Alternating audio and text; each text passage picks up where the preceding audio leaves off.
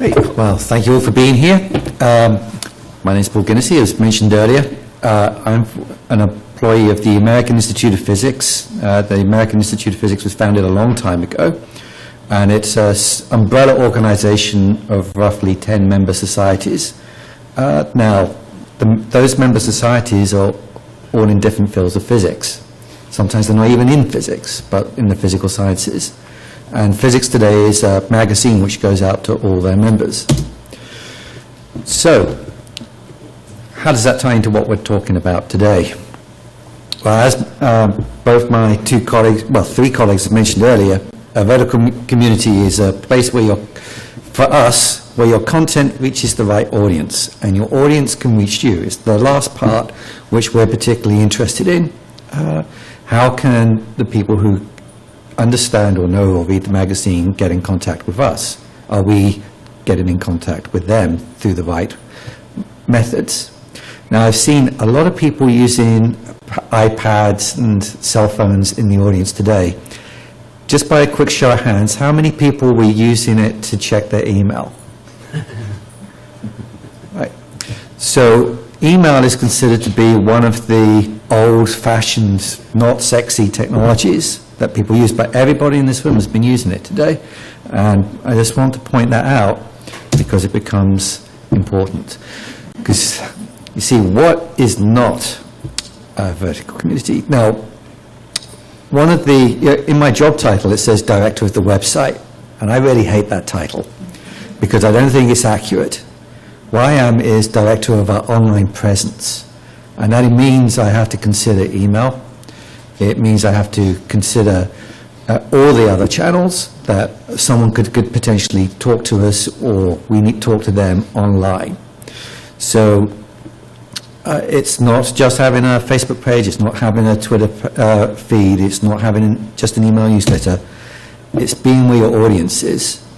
So if your audience is on Twitter, LinkedIn, or two different types of Twitter I see there, on Google Plus or StumbleUpon, Reddit, you've got to know where your audience is. And one of the few ways you can do that is read market reports. Mika report just came out recently. It's very, very useful. I advise anybody to take a look at it. Talk to your colleagues who produce magazines similar to yourselves. So I talk to a number of our other member societies in DC. In fact, we have an informal brown bag lunch, which we meet every couple of months or so, where we can talk out of similar issues, similar problems that we have with attracting an audience. And then talk to your community itself. So we do that through organizing reader surveys, which we get them to access the email, through the RSS feed, through the website, through sending out a sheet with the print issue of the magazine. But we also organize little focus groups where we invite, if we're one of the staff or a few of the staff are going to a university, we're going to try and arrange with the physics department there whether we could get a group of people together, we'll buy pizza, and you'll be amazed how much valuable information you can get if you provide pizza. Even to really eminent professors, they love a free meal too. And it's very, very useful because it helps you decide, well, should I actually be on Pinterest? What can I offer if I'm going to be on Pinterest? I mean, if you're into knitting, Pinterest is brilliant. So if you have a community of that's interested in knitting, go to Pinterest. If you've got a community of physicists, they're not so much interested in it. So they're not so much interested in LinkedIn. If you're looking for a job, you're very interested in LinkedIn, but apart from that, they're not there. So where are they? How can you reach them? And who are these so-called Physics Today readers? Well, we're on every survey we've done in over 25 years for the print issue, said a Physics Today reader, which is mainly the members of these member societies, 85% of them have a master's degree in the physical sciences or higher. The odd thing is, it's exactly the same through all our other channels as well. The only difference is age. The print, I'm afraid to say, are the oldest. The web are the next oldest. Email is younger. Twitter is even younger than that. And RSS is roughly the same age as Twitter, around 34. And for Facebook, which isn't on this chart, because it's 1.5 million fans as of a few moments ago, is around 18 to 24. That's the only sort of one where our rough rule of 85% of our audience have got a master's in the physical sciences. It sort of breaks down a bit, but that's simply because it skews so young. But they all have an interest in us, and we have an interest in them. Because our mandate as a publication is provide and engage and inform the community of the member societies. Then the next one is the members of the physical sciences community, and the last is inform and engage members of the public. So that's how we rate everything that we do. We try and put them on that scale. So as you see here on this chart, there's 38,000 fans on Twitter, or tweeters or followers. We have 120,000 print subscribers. We have roughly 97,000 people who come to the website each month, 100,000 people who get our email alerts, and 22,000 who get us on RSS feeds. And these are all fairly respectable figures, except for Facebook, which we're still completely gobsmacked about. But our audience is actually bigger than that when you look at the reach. So reach is a way in which if you put something into the web or into the internet, how many people are actually going to see it. So, or if you're talking about a print issue, it's how many people see that copy of the print magazine. So what I've done here is done the potential audience reach per channel. So for Facebook, these figures are from April, so they're even higher now. You'll see that we had roughly 38,000 Twitter followers, but we have 1.2 million people who potentially could see anything I tweet. So it's roughly the same size as Facebook. For RSS feeds, it was 22,000. But we have 3.3 million people who could potentially see anything that comes out on an RSS feed.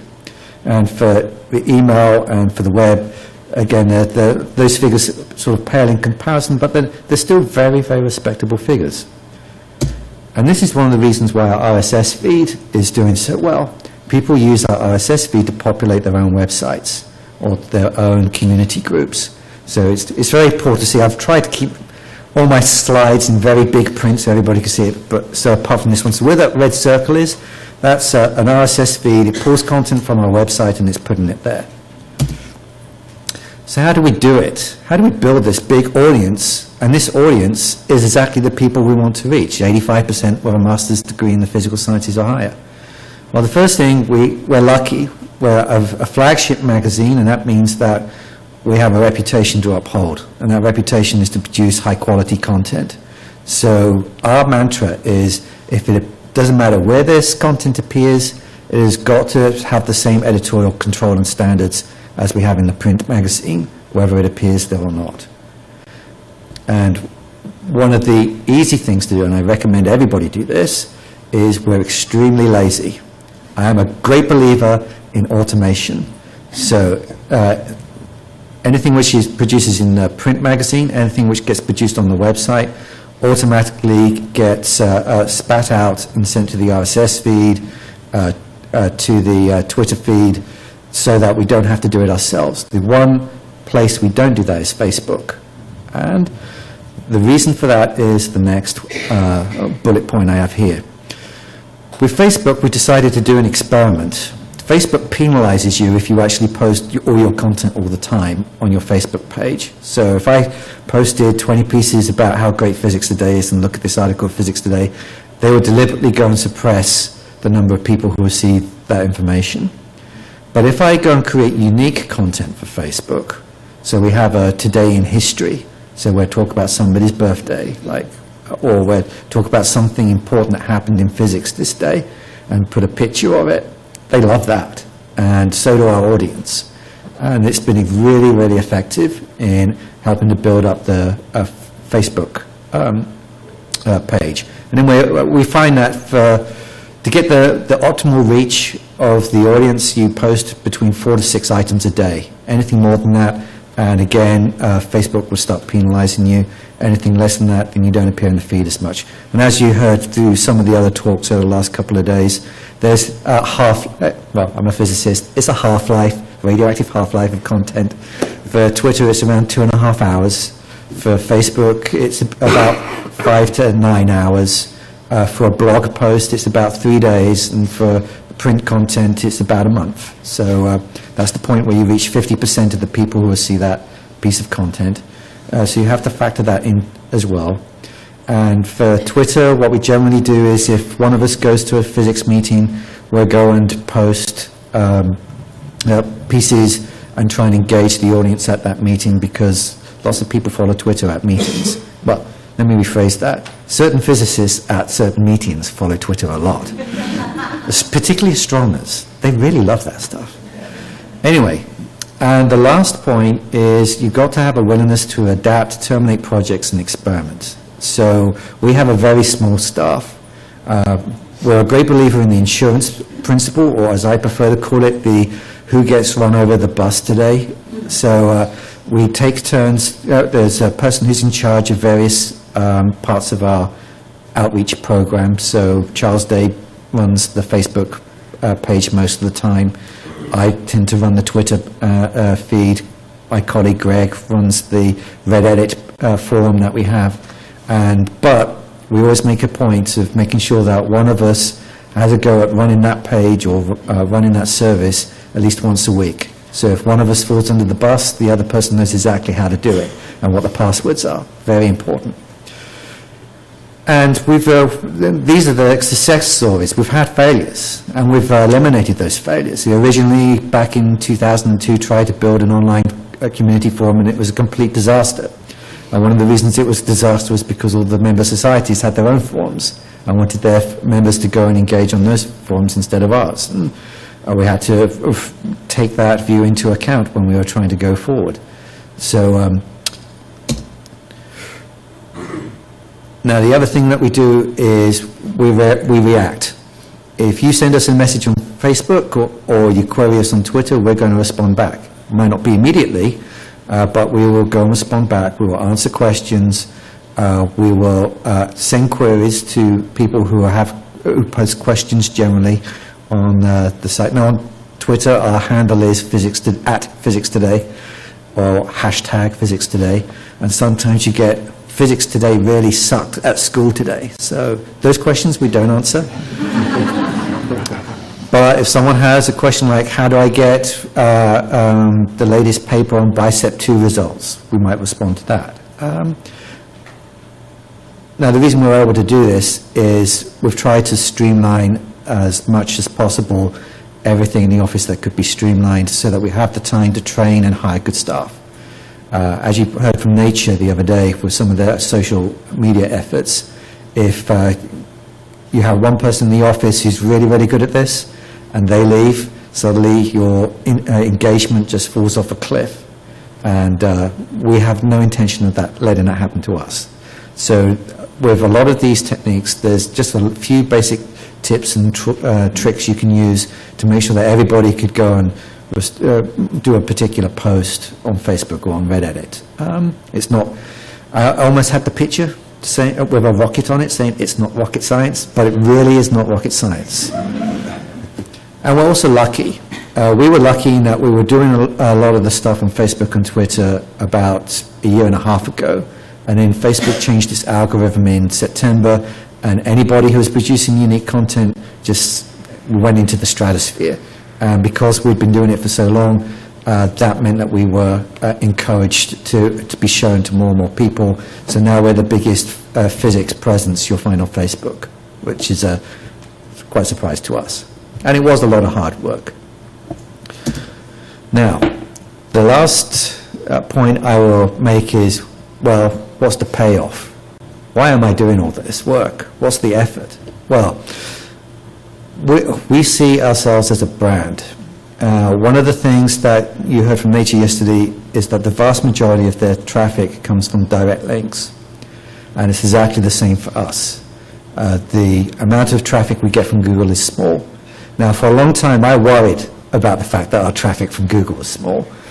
until I realized that it meant that the people who were coming to us were the people who were really interested in us.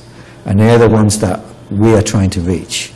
I'm not that interested in people who are just going to come once every 6 months or so to see one article. I want people who want to find out more about physics, the physics community, and physics news on a regular basis. So from that perspective, these efforts have been really successful. And if you've got any questions, don't hesitate to ask all of us. So.